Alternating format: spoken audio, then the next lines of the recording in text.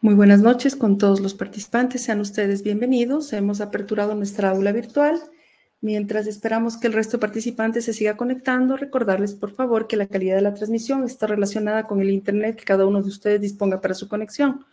Les recomendamos que trate de conectarse a una red Wi-Fi estable, así su señal será de mejor calidad. Si pierde conexión o pierde audio, por favor presione el botón rojo que está en la parte superior de sus pantallas con la palabra reconectar. Inmediatamente después retornará a la conferencia. Si usted se ha conectado desde una computadora, el chat del evento se encuentra hacia el lado derecho. Y si está conectado desde un celular, este se ubica en la parte baja. Allí podrá realizar sus consultas o preguntas al speaker de esta noche. El día de hoy continuamos con las cuartas jornadas de actualización médica continua en cardiología. Vamos a presentar el día de hoy qué otros factores de riesgo cardiovascular debemos conocer y tratar más allá del control del colesterol. El moderador de esta noche, el doctor Giovanni Scorza. El doctor Scorza es jefe de servicio de cardiología del Hospital Carlos Andrade Marín, es médico activo y cardiólogo clínico y subespecialista en imagen cardíaca en el Hospital Metropolitano, tomografía computarizada y resonancia magnética cardiovascular por el Instituto Dante Passanese, cardiología clínica por el Instituto Dante Passanese de Sao Paulo, es miembro de la Sociedad Ecuatoriana de Cardiología, miembro de la Sociedad Europea de Cardiología, miembro de la Sociedad de Imágenes de la Sociedad Interamericana de Cardiología. Doctor Scorza, buenas noches, bienvenido. Buenas noches con todos, bienvenidos a estas sesiones sobre las jornadas de actualización médica continua en cardiología. Es un honor tenerlos pues con nosotros, una excelente iniciativa de la Sociedad Ecuatoriana de Cardiología Núcleo Pichincha. Pues bueno, para mí es un gusto y un placer presentar a un gran amigo, el doctor Juan Carlos Gaibor. El doctor Gaibor es médico, graduado en la Universidad Internacional del Ecuador. Hizo su especialidad en cardiología en la Fundación Favaloro en Argentina y su fellow en cardiología intervencionista y hemodinamia en la Universidad de Buenos Aires. Actualmente es cardiólogo intervencionista del Hospital Metropolitano y del Hospital Eugenio Espejo. Es miembro del directorio de la Sociedad Ecuatoriana de Cardiología Núcleo Pichincha y docente en la Universidad de las Américas. Pues bienvenido, doctor Gaibor. Muchas gracias.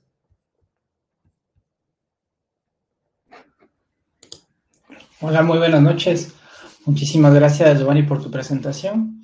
Agradezco también a la Sociedad Ecuatoriana de Cardiología Núcleo Pichincha y al comité organizador por brindarme la oportunidad de dar esta charla y también al gentil auspicio del Laboratorio Zaval para organizar estas jornadas.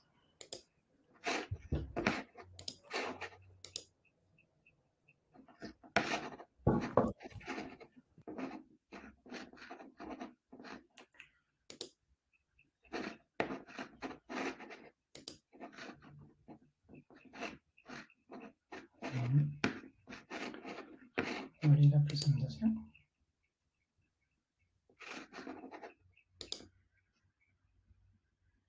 Perfecto. Y ya se ve la pantalla completa, ¿verdad? Sí. Bueno, el tema de esta charla es ¿qué otros factores de riesgo de enfermedad cardiovascular? Vamos a utilizar estas siglas durante toda la charla, que es SB. Debemos conocer y tratar más allá del colesterol. Voy a darles la hoja de ruta para que no se me pierdan durante la charla. Vamos a empezar con la evaluación del riesgo cardiovascular. Después vamos a hablar de factores de riesgo convencionales, riesgos asociados, muchos de ellos están infraestimados, y también comorbilidades. Espero no estar en medio de todos estos factores de riesgo cardiovascular durante la charla, que vamos a irlos despejando poco a poco, pero es para que ustedes tengan ya un primer pantallazo de qué es lo que se viene y de qué es lo que vamos a hablar. Hipertensión arterial, tabaquismo, diabetes, obesidad. ¿Por qué es importante hablar acerca de estos temas? Porque como ustedes recuerden y hemos hablado durante todo este curso, la enfermedad cardiovascular es la mayor causa de muerte en el mundo. Produce cerca de 18.6 millones de muertes por año y es la responsable del 31% de todas las muertes. Esto a nivel mundial. Para poder hablar acerca de los factores de riesgo cardiovascular, me gustaría poder citar esta publicación que salió hace muy poco por parte de la Sociedad Europea, que son las guías de prevención cardiovascular. Es importante estas guías porque publican un score para pacientes de menos de 70 años y para pacientes de más de 70 años. Esto ustedes ya lo vieron en la primera charla con el doctor Ullauri, solo para recordarles que su utilidad es bastante práctica y que nosotros podemos compararnos, ya que tenemos un riesgo bajo, con países con riesgo bajo como puede ser España. Entonces podemos nosotros utilizar este tipo de esquema para hacer nuestro análisis de riesgo cardiovascular en nuestros pacientes en consultorio. Es muy fácil, no utiliza muchas variables, básicamente determina el sexo, si es paciente fumador o no fumador, el rango de presión arterial sistólica, el colesterol no HDL, y con esto nosotros ya podemos encasillar a nuestro paciente en un riesgo bajo, en un riesgo intermedio, o en estos pacientes que ustedes ven en rojo, que son pacientes con un riesgo alto, en quienes nosotros deberíamos tener una estrategia de tratamiento mucho más agresiva. Recuerden que no es esto nuevo de los scores de riesgo. Hay varios scores publicados durante algunos años con seguimiento, y eso depende sobre todo de la población en la que se hayan hecho. Nosotros en el Ecuador no tenemos un estudio específico para eso, pero creo que podemos utilizar con muy buenos datos los de la Sociedad Europea. ¿Qué es lo que quiero destacar de estos scores? Es que sobre todo se enfoca en factores de riesgo que han sido ampliamente conocidos y difundidos en nuestra práctica clínica, que es la dislipidemia, la tensión arterial, el tabaquismo, la diabetes, la obesidad y la edad y el sexo. Es muy importante sobre todo el poder controlar el LDL. Esta conferencia es más allá del LDL, pero sí me gustaría dar dos palabras acerca de este factor de riesgo que es bastante importante. Recuerden que el LDL y otras lipoproteínas que contienen ApoB se han vinculado directamente con enfermedad cardiovascular. ¿Qué es importante acerca del tratamiento del colesterol LDL? Es que si nosotros reducimos el LDL y llegamos a las metas indistinto del fármaco que utilicemos, vamos a reducir nuestro riesgo de enfermedad cardiovascular. El colesterol no HDL abarca todas las lipoproteínas aterogénicas que contienen ApoB. También se puede utilizar la relación colesterol no HDL para poder estimar nuestro riesgo cardiovascular. Esto no es tan fuerte como la relación que se utiliza con el LDL. Más allá de si nosotros tenemos un paciente con riesgo cardiovascular alto y nosotros le damos estatina, podemos corregir el LDL, pero podemos todavía tener un riesgo cardiovascular incrementado, ya que tenemos otras partículas que corresponden al colesterol que están elevadas, y esto puede ser este tipo de partículas que son los triglicéridos. Existe alguna controversia todavía entre qué rango nosotros debemos o no tratar este hallazgo, pero según los últimos reportes, la tasa de concentraciones altas de triglicéridos se asocian con un aumento de riesgo cardiovascular independiente de otros factores de riesgo, así que no es un detalle que nosotros debemos dejar de lado. Solo para que ustedes puedan observar en qué tipo de pacientes nosotros hacemos esta estrategia con estatinas, en estos pacientes con dislipidemia. En todo paciente en prevención secundaria vamos a utilizar obviamente estatinas, y en pacientes en prevención primaria vamos a calcular nuestro riesgo cardiovascular. No es necesario calcular el riesgo cardiovascular si nosotros ya tenemos factores de LDL por arriba de los 190, con datos más bajos de LDL, entonces ya nosotros vamos a poder utilizar una de las escalas de riesgo y en base a eso decidir si iniciar una estrategia farmacológica o no. Ya entrando en el tema específicamente de otros aspectos que nosotros debemos considerar, aparte del colesterol, vamos a hablar acerca de la hipertensión arterial. Recuerden que esta patología es altamente prevalente. Cerca del 30-45% de adultos es hipertenso. La incidencia de hipertensión arterial aumenta según aumenta la edad. Entonces, a los 60 años tenemos cerca de 60% de incidencia de hipertensión arterial.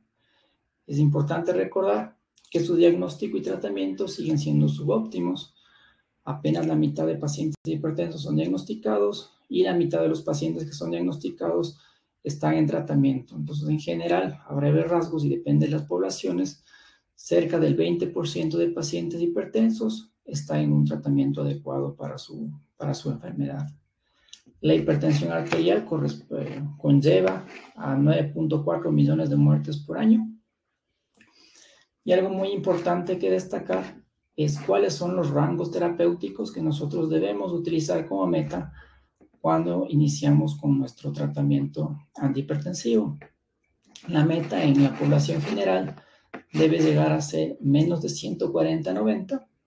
Si son pacientes más jóvenes, entre 18 y 69 años, nosotros podríamos utilizar un rango incluso más bajo e intentar llegar a una presión arterial sistólica entre 120 y 130. Pero incluso en pacientes mayores de 70 años, nosotros podríamos intentar tener una presión arterial de menos de 140, que era algo que ha cambiado últimamente. Nosotros decíamos paciente añoso, con 140 es suficiente. Ahora decimos que podríamos nosotros incluso bajarnos un poquito más, de llegar a los 130, siempre y cuando nuestro paciente lo tolere.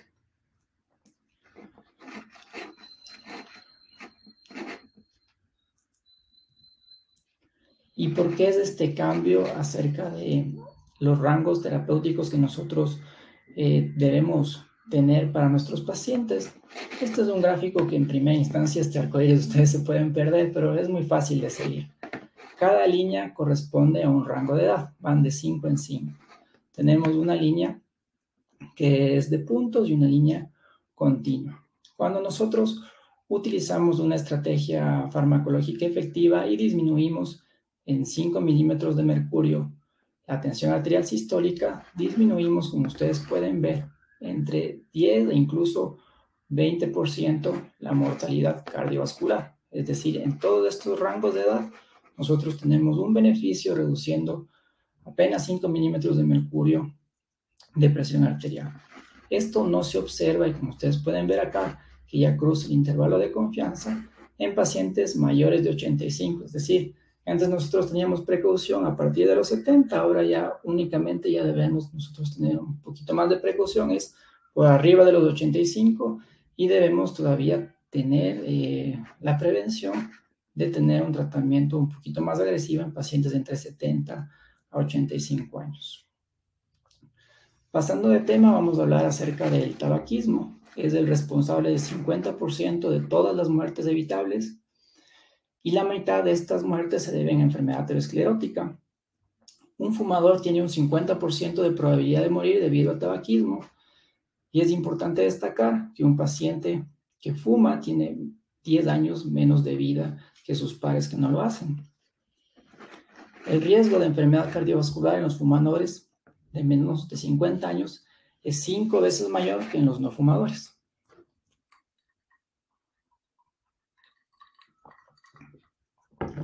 Dejar de fumar reduce rápidamente el riesgo de enfermedad cardiovascular y es la estrategia más rentable para su prevención. Nosotros sobre todo debemos de enfocarnos que a mayor tiempo de exposición a un factor de riesgo, mayor el riesgo que va a tener en el acumulado de su vida. Por lo tanto, nosotros debemos centrarnos en la adolescencia, que es el periodo más vulnerable, cuando se inicia el hábito tabáquico. Sobre todo, también se deben dar políticas de Estado como aumento de los impuestos para reducir el consumo de tabaco por jóvenes. Y algo que es muy de moda ahora son los tabacos electrónicos, y supuestamente la gente puede creer que los tabacos electrónicos no son nocivos, que es únicamente vapor que uno está aspirando, pero como ustedes pueden ver, más allá de ese vapor tiene químicos, tiene colorantes, tiene varias sustancias, tiene incluso nicotina. Entonces, también conlleva un riesgo cardiovascular, si bien no va a ser tan fuerte como el tabaco convencional. ¿Cuál es el problema de los tabacos electrónicos? Y es algo de salud pública ya. Es que Se han puesto de moda en la población joven, incluso en chicos de 10 a 12 años se ve un incremento del 30% en el inicio de este hábito. Y estos muchachos que en un inicio no hubiesen utilizado tabaco, no hubiesen caído en el hábito tabáquico, una vez que empiezan con el tabaco electrónico pasan al cigarrillo convencional. También se ha utilizado los tabacos electrónicos como una estrategia para aumentar el abandono del tabaco convencional frente a otras, y se ha comparado frente a otras terapias, pero esto todavía no se ha podido consolidar como una estrategia óptima para poder realizarlo. Y como les había comentado antes, sobre todo el tabaco electrónico contiene en muchas ocasiones nicotina, y la nicotina se ha asociado con aumento del riesgo cardiovascular, ya que aumenta la trombogenicidad que se tiene, aumenta la rigidez arterial, aumenta la frecuencia cardíaca y aumenta la tensión arterial. Pasando a otro factor de riesgo que es muy importante y muy prevalente, vamos a la diabetes mellitus. La diabetes mellitus tipo 1, tipo 2 y la prediabetes están asociados a un incremento de 2 veces la enfermedad, la enfermedad coronaria isquémica y también la enfermedad cerebral, tanto el stroke hemorrágico como el stroke isquémico. ¿Por qué es importante la diabetes? La diabetes no solamente conlleva un incremento de la hiperglicemia que ya nos determina un riesgo cardiovascular importante, sino que la diabetes usualmente está asociado con otros factores de riesgo como la obesidad, la dislipidemia y el sedentarismo.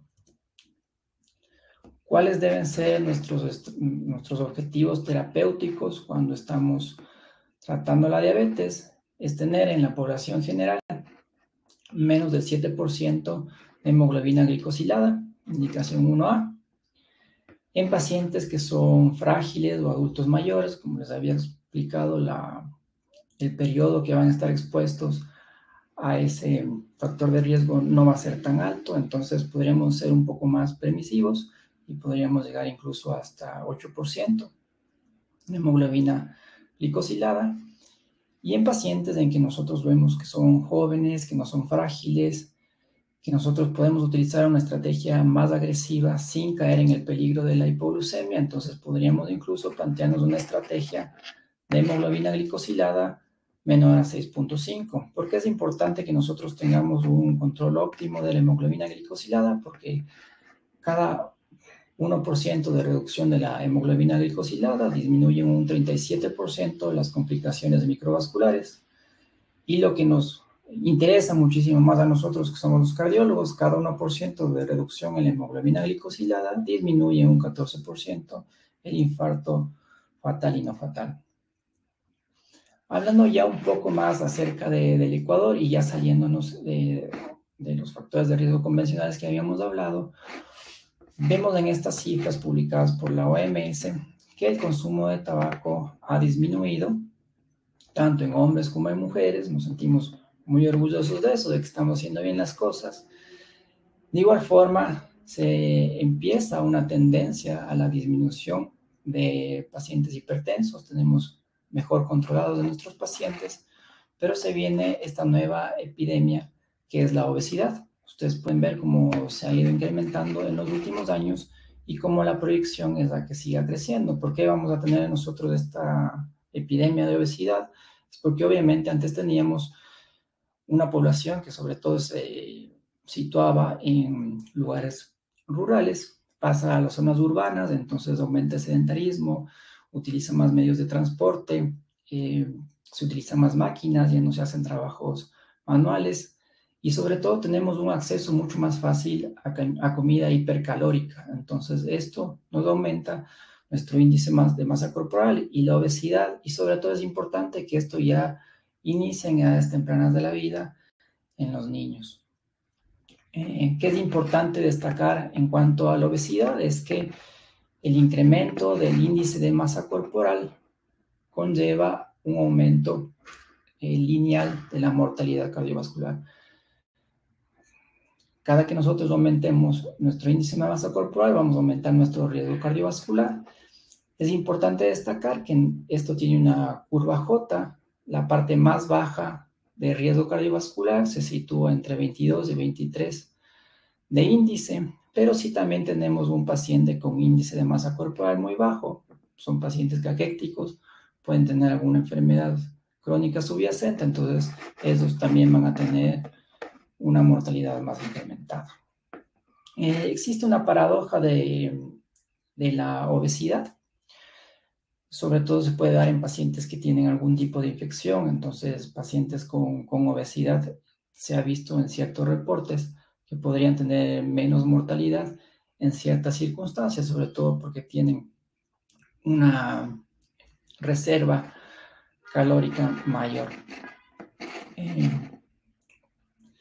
Un metaanálisis concluyó que el índice de masa corporal se correlaciona con una circunferencia de la cintura y de igual forma esto conlleva un riesgo cardiovascular aumentado y el peligro de diabetes mellitus tipo 2. Algo que nosotros vemos continuamente en nuestra práctica clínica son los gorditos felices, que nosotros decimos, bueno, es un gordito, pero no tiene alteraciones de la glucosa, sus lípidos están bien. Entonces nosotros, o sobre todo los pacientes, nosotros no, pensamos que todo está en orden y que todo va a ir bien. Pero lo que se ha demostrado en estudios clínicos es que esta parte de la obesidad saludable es solo momentánea, solo es transitoria. Y este paciente en poco tiempo va a progresar a síndrome metabólico y a todas las alteraciones que nosotros hemos mencionado antes, resistencia a la insulina, diabetes mellitus, hipertensión arterial, alteraciones de los lípidos. Todo esto incrementando su riesgo cardiovascular. Es por eso el énfasis de tener un índice de masa corporal adecuado. ¿Qué tenemos como datos en el Ecuador? Aquí ustedes pueden ver cómo ha ido cambiando la tendencia de enfermedades y su implicancia en mortalidad. Pueden ver que la enfermedad isquémica es la más prevalente y otras enfermedades asociadas a la enfermedad cardiovascular también se han incrementado y van subiendo de puesto desde lo que fue el 2009 hacia el 2019. Como pueden ver, el stroke aumenta de 5 y pasa al tercer lugar, mientras que otras enfermedades, como eran las enfermedades infecciosas, van cayendo en posición en su implicancia de mortalidad. Esto es un trabajo que se publicó en el 2018, que son los STEPS, es una encuesta. En esta encuesta, mediante algunos pasos, se hace un muestreo y se determinó que la incidencia de factores de riesgo cardiovasculares entre 18 a 70 años casi es de cerca del 70%. Esta encuesta lo que nos arroja como resultados es que hay una prevalencia de cerca del 12% de factores de riesgo vasculares entre 40 y 69 años y que aumenta con el pasar de la edad. La hipertensión arterial se encontró una incidencia de 20% entre los 18 y 69 años y, como les había comentado, cerca de la mitad no conoce su diagnóstico. En lo que conlleva al tabaco, cerca del 14% asegura que fumó en los últimos 30 días y es mucho más prevalente, como se ha visto en cifras internacionales, en hombres que en mujeres. Nuestra población registra cerca de 8% de hiperglicemia y cerca de 7.1% de la población tiene rasgos sugestivos de diabetes mellitus. Digo sugestivos por el método que se utilizó para medir la glucosa. Se utilizó la glicemia capilar. Lo que nos daba mucho la atención es que tenemos una alta prevalencia de sobrepeso y obesidad, que es de cerca del 65%, y aquí es mucho más frecuente en mujeres que en varones. Entonces, una vez que hemos visto estos factores de riesgo que son los más comunes, los que nosotros hemos observado siempre en los scores de riesgo, quisiera preguntarles si es que ustedes piensan que existen otros factores de riesgo asociados a enfermedad cardiovascular. Y obviamente creo que van a decir que sí. Aquí voy a comentarles cómo hay muchos factores de riesgo que incluso tienen una implicancia actual en la mortalidad cardiovascular mucho mayor de los factores habituales. Y entre esos está en tercer lugar, problemas relacionados con la alimentación, es decir, alimentación con alto consumo de sal, baja en fibra, sin raciones adecuadas de frutas y verduras, alto consumo de carne. Entonces, este tipo de mala dieta también se asocia con un riesgo cardiovascular incrementado. Y esto no es algo nuevo, esto es algo que se ha visto durante los últimos 30 años, pero sí vemos en un gran aumento como factor de riesgo cardiovascular la contaminación ambiental.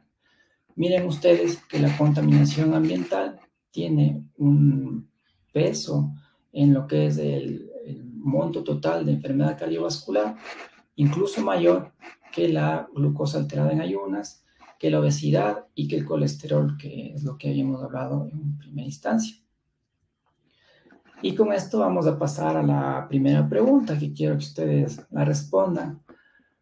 ¿Cuál de estos pacientes consideran ustedes que tiene el menor riesgo para enfermedad cardiovascular? Entonces tenemos una posgradista de cardiología de 34 años con antecedente de migraña desde la adolescencia. Reside en México DF. Esta es nuestra primera paciente. Tenemos nuestro segundo paciente, es un hombre de 42 años con disfunción eréctil, con antecedentes familiares de primer grado con enfermedad cardiovascular, pero después de los 70 años de edad. Nuestro tercer paciente es un hombre de 50 años, habitante de la calle en Quito, vive en parámetros de extrema pobreza, en tratamiento en el sistema de salud pública por VIH y con sospecha de esquizofrenia. Y finalmente, en cuarto lugar, tenemos una paciente femenina de 42 años, sedentaria, obesa grado 1, no fumadora, normotensa, pero con un LDL de 160. De todos estos pacientes, ¿quién creen ustedes de estos 4 pacientes que tiene el menor riesgo cardiovascular? Entonces, les doy unos pocos segundos para poder ver sus respuestas y ver si coincidimos.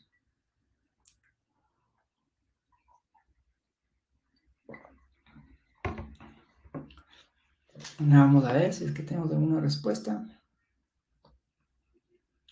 Bueno, tenemos respuesta. Entonces, lo que han contestado en un 42% es que, o sea, la gran mayoría cree que el paciente que menor riesgo cardiovascular tiene es nuestra posgradista de cardiología de 34 años, con migraña.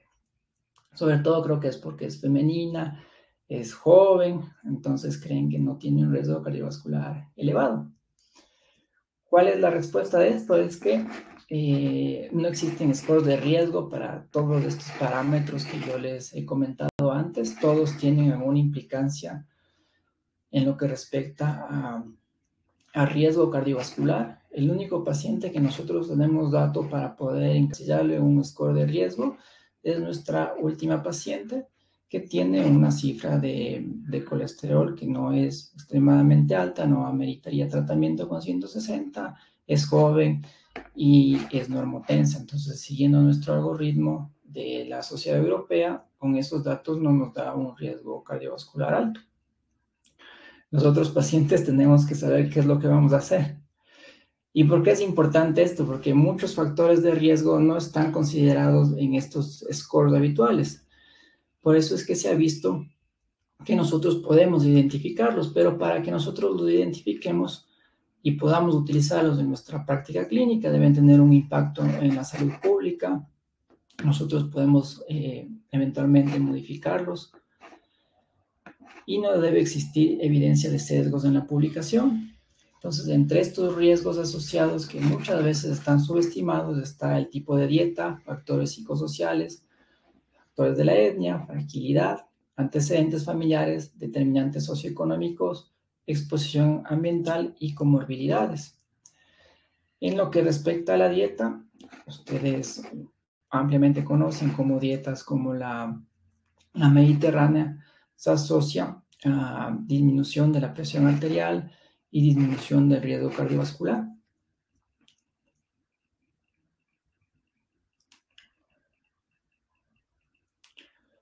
Lo que reportan muchos de estos estudios es que sobre todo dietas basadas en proteína vegana son mejores que las proteínas de origen animal. Pasando a otro factor de riesgo, vamos al riesgo psicosocial. Son situaciones de estrés que pueden afectar directamente al paciente y pueden desencadenar eventos cardiovasculares. ¿Por qué traigo a colación este evento? Es el terremoto que sucedió en Los Ángeles.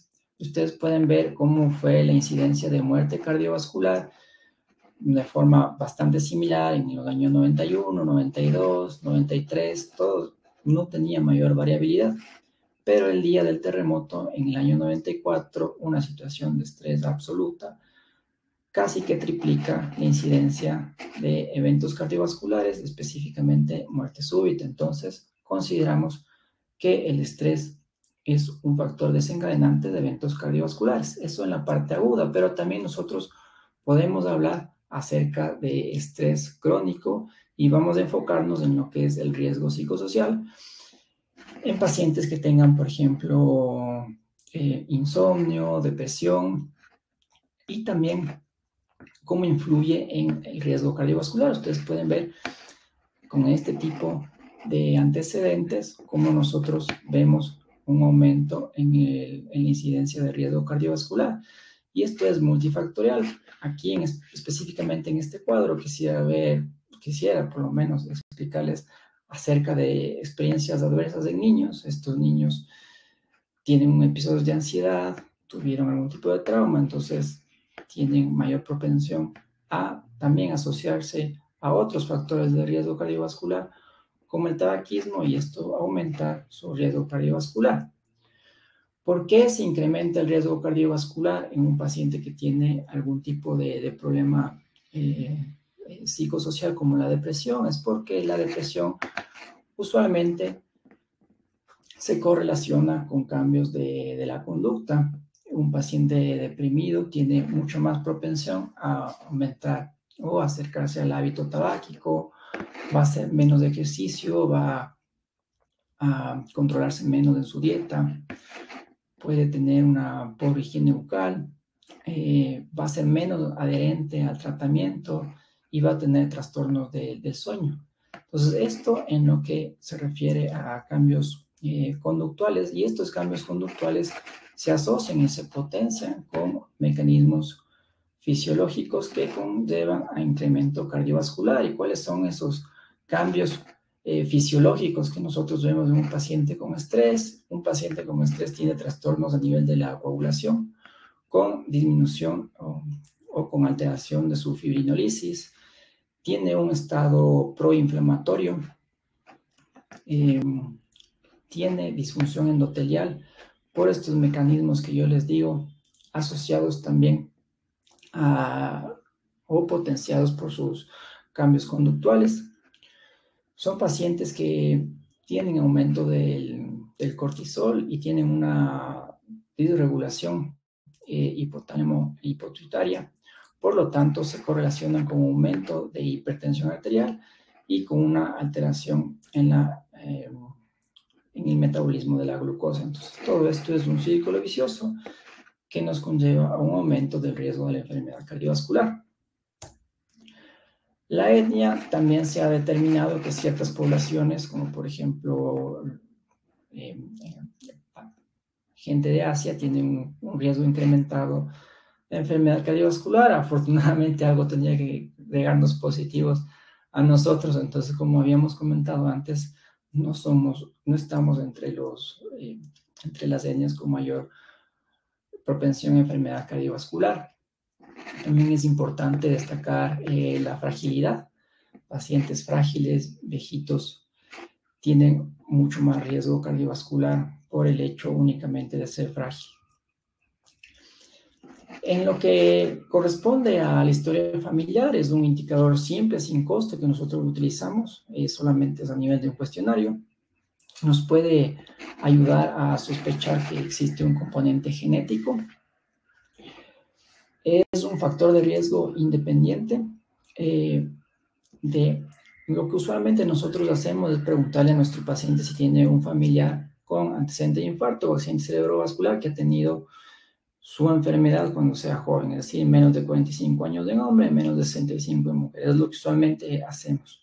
Pero también esto no se ha validado en todos los estudios, y lo que se ha visto es que incluso si es que nosotros tenemos familiares con antecedente cardiovascular, indistinto de la edad, pero si son varios familiares que nosotros tenemos de eso, entonces igual estamos en un riesgo cardiovascular elevado, y no necesariamente únicamente cuando hablamos de infarto y accidente cerebrovascular, sino los otros espectros de la enfermedad aterosclerótica, como puede ser cardiopatía isquémica con revascularización sin necesidad de haber llegado al infarto, o como por ejemplo el aneurisma de aorta abdominal. En lo que conlleva a determinantes socioeconómicos, esto es importante, sobre todo en el punto de vista epidemiológico, que es cómo nosotros podemos actuar en el centro, ¿no es cierto? Es a nivel de los factores de riesgo que podemos modificar directamente. Pero esto únicamente es el círculo chiquito en el que nosotros podemos actuar. Pero ustedes vean todo el resto. El círculo grande, sobre todo, va condicionado por el ambiente en el que se desarrolla el individuo, y esto va como aparte de su determinante socioeconómico. Lastimosamente, el ser pobre conlleva a un incremento del riesgo cardiovascular, y ustedes ven cómo el riesgo relativo es de 1.76 para mortalidad cardiovascular con cuando se tiene ingresos económicos bajos. Es por eso que muchas de estas políticas no solamente dependen de la parte de salud, sino ya son políticas de Estado que se deben dar. Porque es importante también el ambiente, es porque la contaminación en sus varios espectros, como puede ser la contaminación del aire, del suelo o la contaminación auditiva, conlleva un incremento de la mortalidad cardiovascular. Y como ustedes pueden ver aquí en este cuadro, al aumento de la contaminación es lineal la relación con el incremento de la mortalidad isquémica del corazón y con la mortalidad cerebral. Y a nosotros nos interesaría y cómo estamos nosotros, pero esto es algo que nosotros podemos chequear tranquilamente en el internet. Lastimosamente nosotros en Quito no tenemos un índice de calidad del aire bueno usualmente, y esto ustedes lo pueden chequear. Tenemos un índice, esto lo tomé hoy. Nuestra calidad de aire fue moderada, digamos. Entonces no tenemos nosotros un adecuado ambiente para poder desarrollarnos, y esto es habitual en muchas ciudades del mundo. La gran mayoría de ciudades en OMS están por arriba del límite que se sugiere de contaminación ambiental. No sería en esa paciente que habíamos hablado. ¿Qué es lo que podemos hacer nosotros? Primero, intentar evitar aumentar la contaminación ambiental, es decir, disminuir el consumo de hidrocarburos, entre otras cosas. Pero una vez que ya se intenta hacer todo eso, tenemos que darle nosotros una respuesta específica para nuestros pacientes, pues no va a cambiar eso de un día al otro. Y lo que recomiendan estas guías es que en pacientes con un riesgo cardiovascular elevado, nosotros eventualmente podremos sugerirles que vaya a un lugar que tenga menos contaminación. Y en lugares en el que nosotros veamos que existe una alta contaminación, sería oportuno realizar campañas de screening. Entonces, estas ciudades con altos niveles de contaminación deberían tener parámetros o umbrales para detección de estas enfermedades en etapas mucho más tempranas. Cuando nosotros ya tenemos un paciente en riesgo cardiovascular en el contexto de la contaminación, estas son las sugerencias que le podemos dar, como filtros en casa, evitar salir cuando existen niveles de contaminación alto, realizar ejercicio físico para disminuir los radicales libres que se generan con la contaminación, y lo mismo podríamos utilizar con suplementos dietéticos, principalmente el omega 3. En cuanto a comorbilidades, ustedes pueden ver que existen múltiples enfermedades que se asocian con riesgo cardiovascular. Vamos a hablar acerca de ciertas enfermedades, vamos a ser puntuales, pero es importante que ustedes se fijen todo el tipo de enfermedades que podrían asociarse con un riesgo cardiovascular aumentado. Vamos a centrarnos en enfermedad renal crónica. Tiene una prevalencia del 10 al 12%. Es la tercera causa de mortalidad en ascenso a nivel global. Y a pesar de que usualmente se asocia a hipertensión arterial y diabetes, es considerado como un factor de riesgo independiente. En lo que conlleva a enfermedades inflamatorias y enfermedad cardiovascular. Entonces, lo que nosotros podemos ver es que en pacientes que tengan, por ejemplo, artritis reumatoidea, tienen mayor incidencia de factores de riesgo cardiovascular, así tienen también mucho más incidencia de hipertensión arterial, entre otras cosas. Pero cuando nosotros hacemos análisis multivariable y quitamos estos factores, vemos que incluso también tienen otro tipo de un riesgo cardiovascular incrementado, no solo porque tienen más hipertensión arterial, sino también porque per se su enfermedad determina un estado de inflamación crónica. Este estado de inflamación crónica también se puede asociar o se potencia con la terapia antiinflamatoria. Son pacientes que utilizan corticoides o pacientes que utilizan AINES. Entonces, el conjunto de todos estos factores incrementa nuestro riesgo cardiovascular porque produce lo que ya conocemos, que es la unión de todos los factores de riesgo cardiovascular, es en donde se junta todo, que es la disfunción endotelial, el remodelamiento de la placa y una aterosclerosis acelerada. Es lo que nosotros debemos hacer con estos pacientes con enfermedades inflamatorias. Entonces, corregir su estado inflamatorio, darle medicación para eso. Si es que el paciente amerita darle estatina, entonces las estatinas son igual de buenas que en los pacientes que no tienen este tipo de enfermedades. Lo que sí se debe tener como sugerencia es que cuando nosotros hagamos nuestro control de meta, no lo hagamos cuando el paciente está en la etapa inflamatoria. Debemos hacer nuestro control de meta cuando el paciente esté en recidiva o cuando esté controlada la parte inflamatoria, porque si no el valor va a ser alterado. Otras enfermedades asociadas a un estado inflamatorio alto son las infecciones y obviamente va a ser o fue el COVID-19. Se han reportado que pacientes que han tenido este tipo de enfermedad durante un año han tenido un incremento de riesgo cardiovascular elevado, indistinto si estos pacientes estuvieron hospitalizados o no. La enfermedad periodontal, que también produce un sistema inflamatorio, una respuesta inflamatoria alta, se asocia a enfermedad cardiovascular. En lo que conlleva específicamente al corazón, la fibrilación auricular se asocia de forma independiente con un aumento del doble del riesgo de mortalidad. La insuficiencia cardíaca per se es un factor de riesgo para desarrollar infarto de miocardio, arritmia e ictus. Y aquí vamos a hablar un poco de nuestra paciente. Es algo que ya se ha venido investigando desde hace algún tiempo, que es la migraña como un factor de riesgo cardiovascular. Sobre todo se debe a la migraña, o sobre todo se reporta la migraña que tiene aura. Recuerden que es mucho más prominente en mujeres que en hombres. Y lo que determina o por qué se da la fisiopatología es por una alteración en el balance de las hormonas.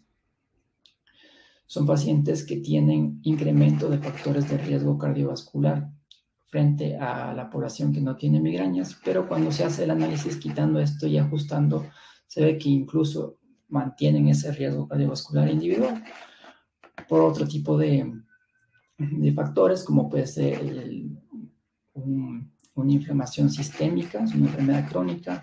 Son pacientes que también utilizan habitualmente AINES. Son pacientes que pueden tener una inmovilización prolongada y riesgo de trombosis. Y se ve un incremento de la prevalencia del foramen oval asociado a eventos microembólicos. Entonces, esto nos determina un incremento del riesgo cardiovascular. Ustedes pueden ver aquí en las distintas series cómo la migraña con aura se ha asociado con un aumento es cerca del doble de eventos cardiovasculares. Hablemos de stroke, infarto y mortalidad cardíaca. El cáncer, por factores que ustedes ya conocen.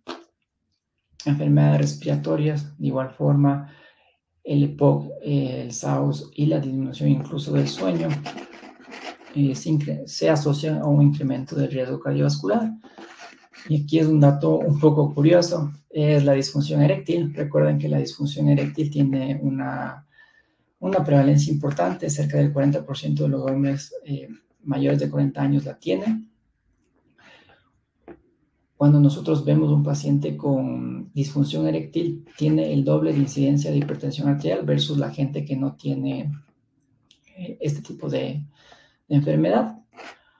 Usualmente se puede asociar a enfermedad vascular subclínica y el riesgo cardiovascular cuando un paciente tiene este tipo de alteración es de 1.26 versus a la población general para mortalidad y 1.43 para enfermedad cardiovascular. Entonces, ¿qué es lo que nosotros podemos hacer con nuestro paciente que tiene disfunción eréctil? Entonces, antes de recetarle la pastillita azul de por vida, que incluso puede tener efectos deleterios de largo plazo, lo que podemos hacer es modificar su estilo de vida, mejorar su función endotelial, sobre todo, y esto es un estudio que se publicó hace pocos meses, con la dieta mediterránea, se asocia a mejoría de este tipo de enfermedad. Entonces, para ir cerrando nuestra conferencia, vemos como factores de riesgo que antes nosotros no lo habíamos visto como muy prevalentes, influyen mucho en nuestro riesgo cardiovascular y en el desarrollo de enfermedades cardiovasculares que va en aumento con la disminución de otras patologías que ya no son tan comunes como los habíamos comentado antes. Y una vez que ya les hice esa pregunta de qué paciente era el que tenía el menor riesgo cardiovascular, quisiera hacerles ahora esta pregunta de estos pacientes que les había presentado antes y con la evidencia que les he aportado hace algunos minutos, ¿cuáles ustedes creen que tiene el mayor riesgo para enfermedad cardiovascular? ¿Qué es lo que ustedes me dirían? Quiero ver sus votos.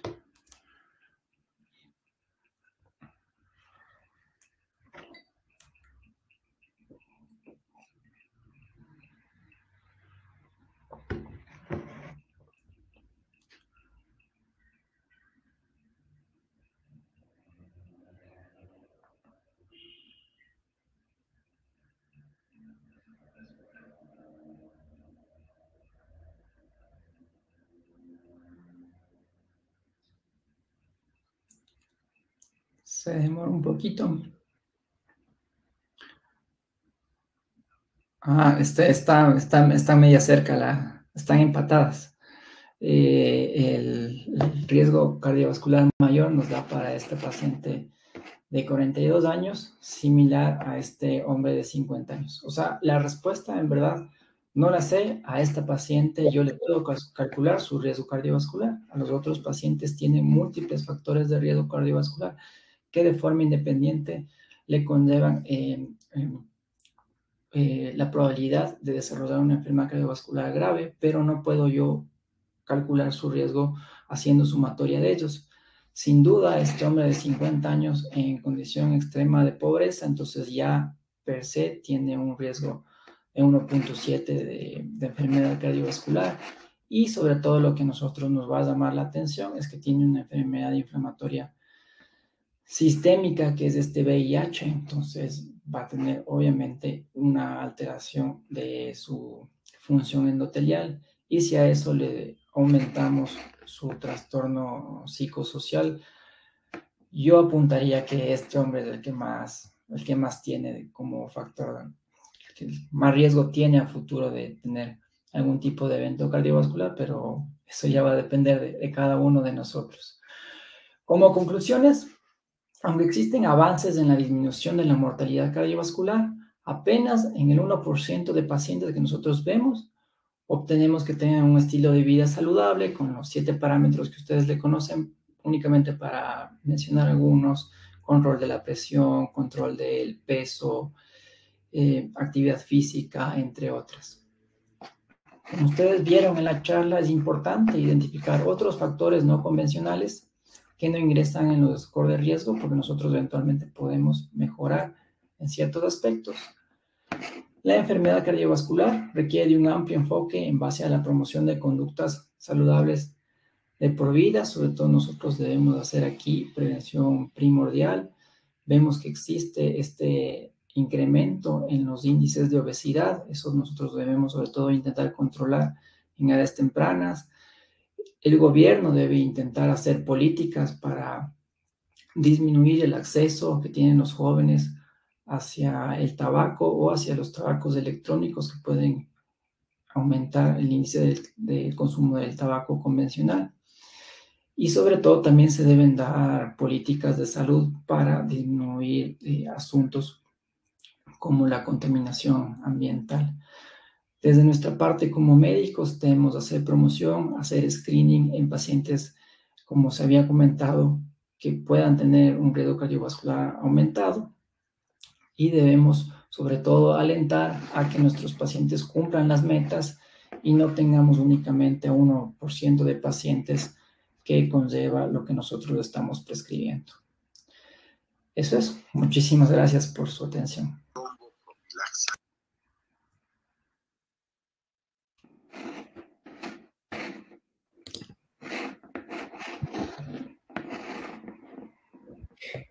Excelente presentación, doctor Juan Carlos Gaibor. Realmente brillante, muy clara, muy práctica. Creo que todos nos llevamos mensajes muy importantes y de hecho pues se han generado varias preguntas, todas digamos bastante importantes, desde pues diferentes perspectivas, desde diferentes dudas, y creo que es pertinente pues que tal vez nos ayude resolviendo alguna de ellas. Tal vez preguntas como por ejemplo, ¿cuál es el valor de colesterol, digamos, que yo esperaría cuando debo iniciar el tratamiento? ¿Con qué valor de colesterol usted esperaría iniciar un tratamiento? O sea, es justo lo que hablamos en el inicio de la charla. El valor aislado de colesterol no implica directamente que nosotros empecemos con el tratamiento, salvo que sea un paciente que tenga más de 190 de colesterol no HDL. Entonces, en esos pacientes sí, ya es un paciente de alto riesgo, nosotros deberíamos iniciar el tratamiento con estatinas. En los otros pacientes deberíamos calcular el riesgo, sobre todo podemos utilizar nuestro cuadro del score, del score 2 de la Ciudad Europea. Si es que es un paciente de riesgo moderado, entonces vamos a encasillarlo y depende de eso vamos a utilizar nuestro tratamiento. Creo que lo que sí es importante es saber con qué es lo que debemos iniciar el tratamiento. O sea, los únicos fármacos que han demostrado, o los fármacos de primera línea en este caso, son las estatinas. Entonces, ese debe ser nuestro enfoque inicial. O sea, digamos que más allá del valor del LDL colesterol, sería el valor del LDL colesterol más los otros factores, ¿no? En este caso, edad, hipertensión arterial, cifras, para irlo encasillando según usted sugiere. Y en base a ese riesgo cardiovascular global, podríamos decir, del paciente, ver si amerita o no el uso de estatinas. Sí, exacto. Y también va a depender de la edad del paciente. O sea, aquí va mucho de cuánto nosotros vamos a querer bajar. Y va así, qué tan agresivo vamos a querer ser es por la edad del paciente. Entonces, un paciente que es más joven y que tiene algunos factores de riesgo cardiovascular, entonces, como les había explicado, su exposición a este factor de riesgo durante toda su vida va a ser alta, entonces vamos a querer tenerlo un poco más controlado. Pero si es un paciente de más de 70 años, si tiene un colesterol moderadamente elevado, entonces no va a ser de mucho lo que nosotros aportemos como prevención primaria en ese paciente. Correcto. Otra pregunta es, ¿considera importante la promoción de la dieta DASH para pacientes con factores de riesgo como una estrategia efectiva para la prevención de enfermedades crónicas como la hipertensión arterial y la diabetes? Sí, totalmente. Aunque se ha visto es que tanto la dieta DASH como la dieta mediterránea, que son dietas que se basan en consumo de verduras, consumo de fibra, disminución de carne roja, aumento de consumo de pescado que tenga omega 3. Entonces, se asocian a mejoría de la función endotelial y esta mejoría de la función endotelial nos permite controlar enfermedades como, por ejemplo, la hipertensión arterial. Ujú. De hecho, una de las cosas que me parece que está muy claro en la dieta DASH es una dieta hiposódica, ¿no? Bastante bajita en sal y que tiene una relación directa como parte del tratamiento no farmacológico para la hipertensión arterial. De alguna manera un poco parecida a la dieta mediterránea, ¿no? Ya, otra pregunta. ¿Cuándo usted sugiere medir la ApoB, la apoproteína B, en pacientes con alteraciones de colesterol? Es una pregunta un poquito rebuscada, creo.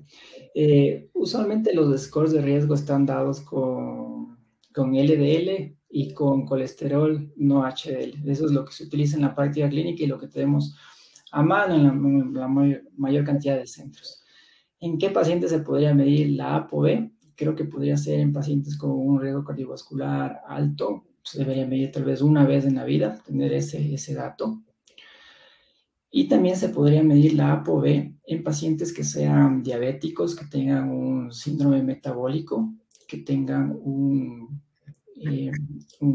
valor de triglicéridos por arriba de 175, que es lo que nos dice la guía, y que tengan un LDL bajo. Entonces, en estos pacientes que pueden estar expuestos a un riesgo cardiovascular alto y nosotros le medimos el LDL y vemos que está todo bien y nos hace un evento, entonces puede ser que tenga una ApoB incrementada y ahí nosotros ya deberíamos cambiar nuestra estrategia de tratamiento, que no lo vamos a lograr únicamente con estatinas y deberíamos de utilizar otro tipo de fármacos como los inhibidores de la PCSK9. Ujú. Bastante relacionado también, bueno, con casos un poco menos frecuentes como los pacientes con hipercolesterolemias de origen familiar, podría también tener cierta utilidad. Preguntas interesantes como ¿la hiperuricemia usted considera un factor de riesgo de enfermedad cardiovascular? Eso me gustaría hacerle al público que vota. Si la hiperuricemia es un factor de riesgo independiente. Nosotros usualmente en el consultorio siempre, sobre todo cuando hacemos screening de hipertensión arterial, solicitamos el valor del ácido úrico.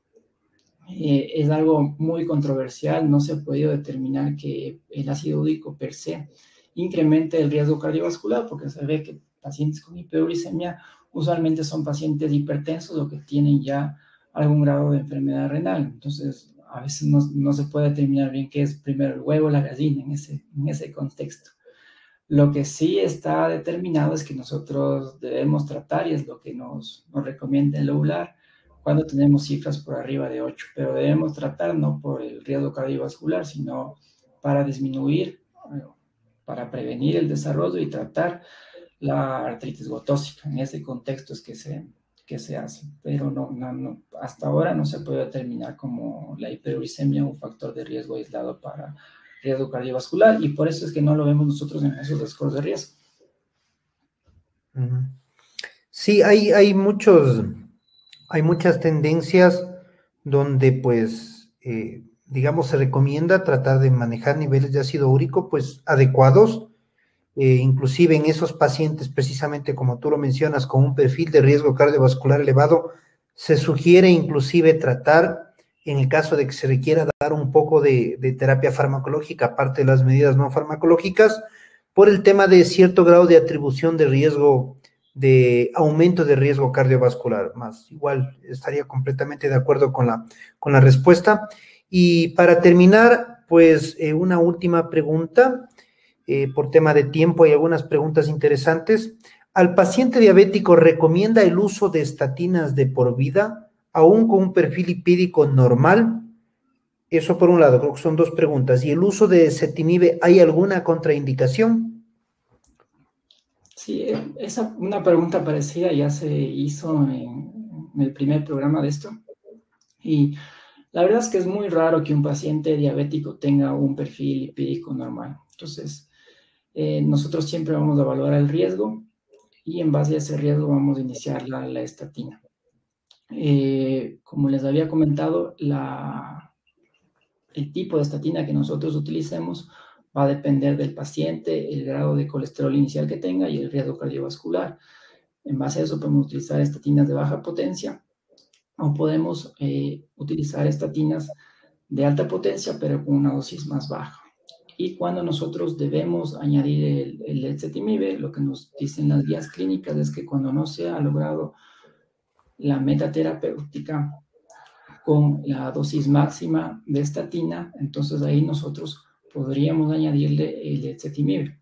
O también podríamos incluso añadir los inhibidores monoclonales que se había comentado antes. Pero siempre hay que priorizar estatinas de alta potencia. En otro contexto que antes se decía también que se podría utilizar el ezetimibe es en pacientes que tengan una intolerancia a la estatina. Entonces, que nosotros tenemos que utilizar una estatina más baja, una menor dosis de estatina y le añadimos el ezetimibe. Yo aquí sí les invitaría a que primero hagan un challenge para ver si es que en verdad las mialgias que tiene este paciente, que es lo que reporta como intolerancia, se deben a las estatinas antes de utilizar el ezetimibe. Pero salió un estudio muy interesante hace pocos meses en los pacientes que se quejaban de mialgias por una dosis de estatina, entonces le retiraban la estatina y después de un tiempo le reiniciaban un placebo. Entonces este paciente volvía a tener las mialgias por más de que no estaba teniendo la estatina. Entonces es un efecto nocivo el que se tuvo.